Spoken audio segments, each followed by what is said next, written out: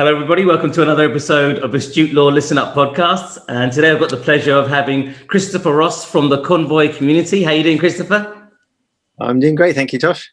So, Christopher, I've asked you to do this podcast because the Convoy community is something you've created for employers and employees, actually. And it's been a real benefit for, I suppose, predominantly people who've been made redundant. They don't know what to do, but also it helps employers with those employees as well. So before we get into that and sort of show the benefit to employers and employees of this Convoy community, tell us a little bit about yourself and why did you set this up? What made you think of this? So, I was working in a large payroll and HR outsourcer up until about March last year when the role was made redundant, and had outplacement support, which was very generous of them, much appreciated. But I'd thrown everything into my job hunt. So in 3 months, I'd applied for 100 roles, reviewed 1,000 jobs probably. I was tracking it until I just gave up because of numbers. Polished up LinkedIn to within an inch of its life and customized untold numbers of CVs. And I had one interview to show for it and no feedback. Now, I then, so that was a massive burnout. So was that about me, or was it to do with the pandemic, which of course is very much kicked off in the UK, at least in February, March last year. So out of that, or out of the ashes of that, I'm a problem solver and troubleshooter. So I really wanted to understand what went wrong, for me at least, so then I could do the next bit more efficiently and not burn out twice, because that, once, shame on me, and etc. Whatever. Anyway, I had this idea. I've been working with agile methodologies. So I had this idea that maybe we could turn the job search project, because looking for a job is a job. It's something that you have to work on every day. So can I turn that into, by using agile principles, turn it into something that's just a bit more focused? They'd say if you want to eat an elephant, the project management methodology you want to use has got to be something like Agile or Scrum, because you want to eat it one chunk at a time. You want to manage it in small, digestible chunks. So I took some pieces from the Agile model, particularly the sort of retrospective sprint review thing. You don't have to know what that is. It's a weekly meeting. Not very uncommon, but the most important part was this thing called the daily stand-up, which I'm sure we'll get into. But I proposed this to a group of people that I'd already met, who were also in the outplacement experience. They were all facing, as was I, a point at which that outplacement support would finish, and then what? What's your support going to be after that? How are you going to make sure that you stay on track, that you keep doing what you need to do on a daily basis? Because if you don't, everything sort of falls away exponentially. Your self-confidence, your self-belief, momentum, motivation, it can crash incredibly quickly, because you've had this structure of a work environment and accountability. You're reporting into a boss or supporting your team. You're accountable in many ways. So all that was about to disappear. So I proposed this to them. A whole bunch of them were in our regular Friday decompression chamber. It's called a Zoom bar. It's rather good. People said, well, if you set it up, I'll join. And another one said, I'll join, and I'll join. And I said, well, sounds like we got ourselves a convoy. And that's how the name was born. And it comes from a movie in late 70s. But the idea of a convoy is it's a group of people on a similar journey, each with their own destination. So you've got a bunch of job seekers. Job seeking is an incredibly lonely experience. So what Convoy is ultimately trying to do for the job seeker is take the loneliness out of the job hunt. And in doing so, you help to support people's mental health, which of course is so much more, people so much more aware of the need for that nowadays. And we're in, that overused word, an unprecedented time in employment history and just economy generally. And people who are out of work and looking for work, and graduates who are coming into work, are going to have the most extraordinarily difficult time finding roles. And that, with all the pressures of, with all the pressures of concerns around disease or viruses, and that the impact of that on your mental health can't be underestimated. So a community really helps support that. I mean, so that's how Christopher, outplacement is effectively a service where they help you with your CV skills, interviewing, all those sorts of things for a job, but that's significantly different to what you're doing. So could you talk us through a little bit about what is so I'm an employee that has been made redundant, or I'm looking for work, I'm looking for a career change, whatever the circumstances are, what is the step-by-step? So I pick up the phone, I call you up, and what am I getting myself into? Well, outplacement hasn't really changed in 30 years.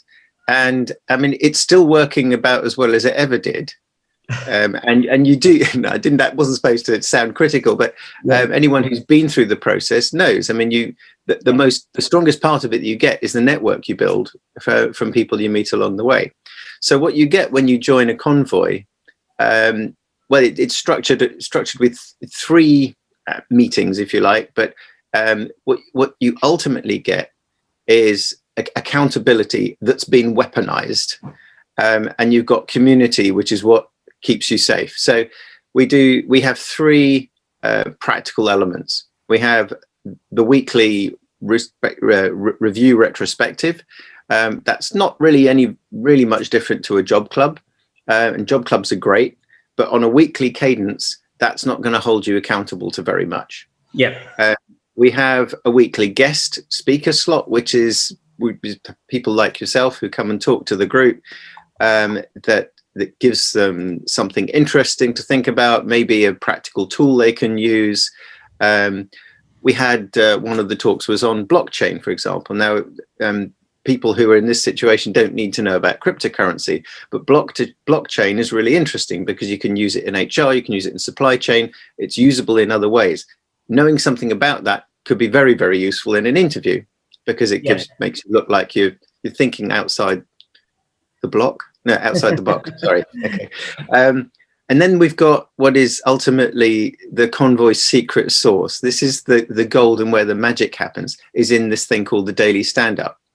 So daily stand-up's a very common element in the software development world because people need to know what you're working on. But in the case of the job search, anything you do, in fact, not just for job search, but anything you do, if you're making progress every single day on it, if you're doing something every single day, you create this relentless cascade of actions that will lead somewhere. It's going to make things happen. And the way we do it, there's basically 2 questions that we use. The first is, what did you get done that you intended to get done in relation to your job search or goal since the last stand-up? And what do you now intend to do between now and the next stand-up? So this is obviously in the context of the job search. So the first question, what did you get done that you intended to get done, gets you closure. It gets you, well, I was trying to do this yesterday, it didn't happen, I'm a bad person, whatever. This stuff just gets going in our brains, and you got to get it out. So this just gets closure on it. It's done, it's finished with. Just like when Rafiki whacks Simba over the head with his stick in The Lion King, and he complains about it. He says, "What was that about?" It doesn't matter. It's in the past. Yeah, it's in the past.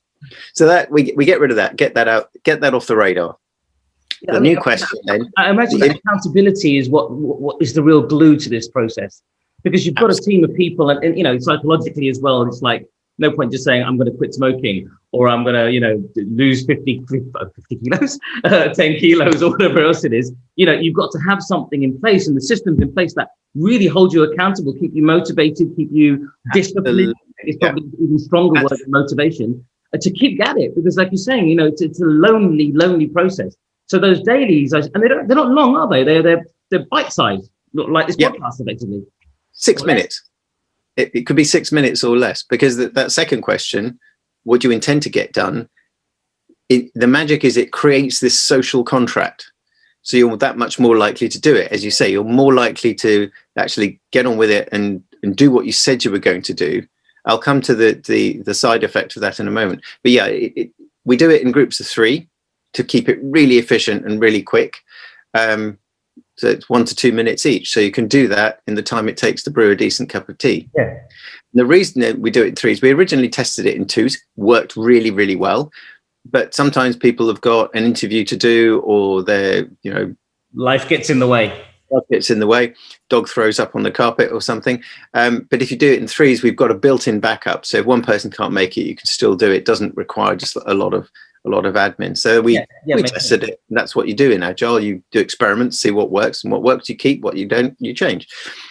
So the side effect, this really important side effect, when people don't have the structure of a work environment and team members to be accountable to, the self-confidence, the self-motivation, the self-confidence, the self-belief, motivation, momentum, they all collapse exponentially. It can happen in hours for some people. It's usually days or weeks for others. By having this cascade, a daily cascade of, okay, this is what I'm going to do. This is my game plan for the next day. And you do it day after day. Your word created your world. You are now, again, a powerful being. And you, brick by brick, you're rebuilding that foundation. And it's much stronger. You're constantly lifting each other up. And this isn't a program with an end. It's as long as people want to participate effectively, isn't it?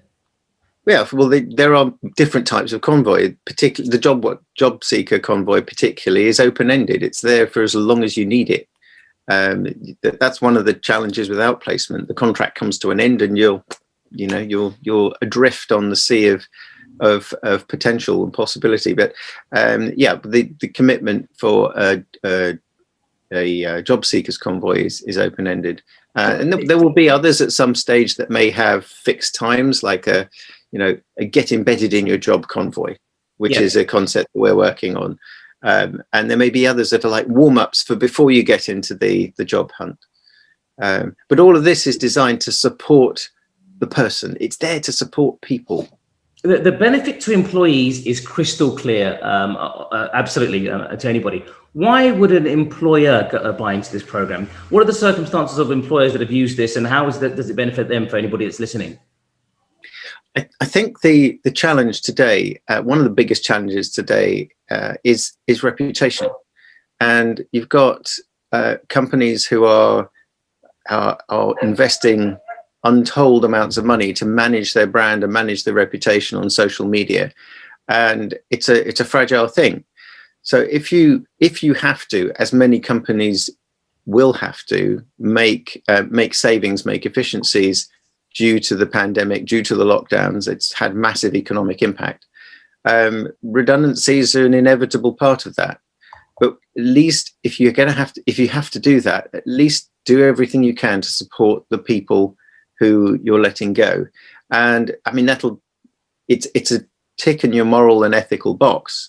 But it also, if you're an emotionally intelligent leader, compassionate leader, it'll help you sleep at night, because you'll have done everything you can. You'll have made sure that those people who you've had to let go have the support of a community around them and have practical tools that will help them get to their next gig. There were over 800,000 redundancies last year, Christopher, and a lot of the clients that I had to help with those sorts of company clients that had to help with those situations, they find it's a terrible process. I know a lot of employees, a lot of mistrust, or that, you think you're trying to get them out or something like that, but actually it's just the circumstances. So with a program like yours, actually that really deepens that level of trust. This isn't a scenario of, look, we're just trying to get people out. We are actually trying to look after you even afterwards. So it's understanding that sort of that transparency, that, look, this is rubbish for us too, but we're going to do whatever we can do to help you, so to speak.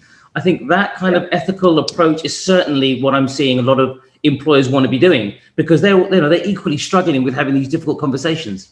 Absolutely, yeah.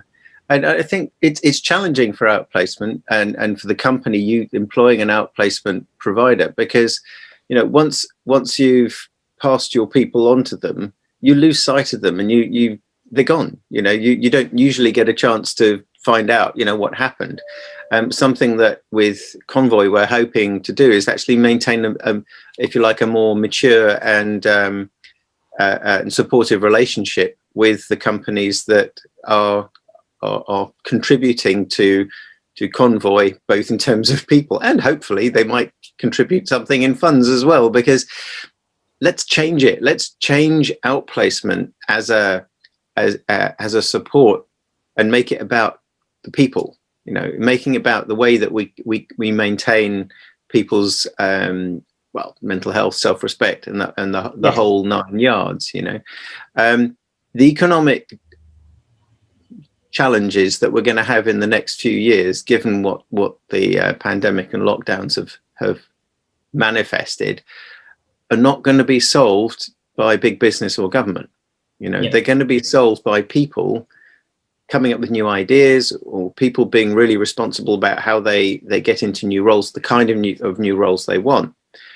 So I think something that we all need to try and do is help build that engine of commerce that will create new jobs, that will hire the people that are now out there. So we need to support them in that way as well.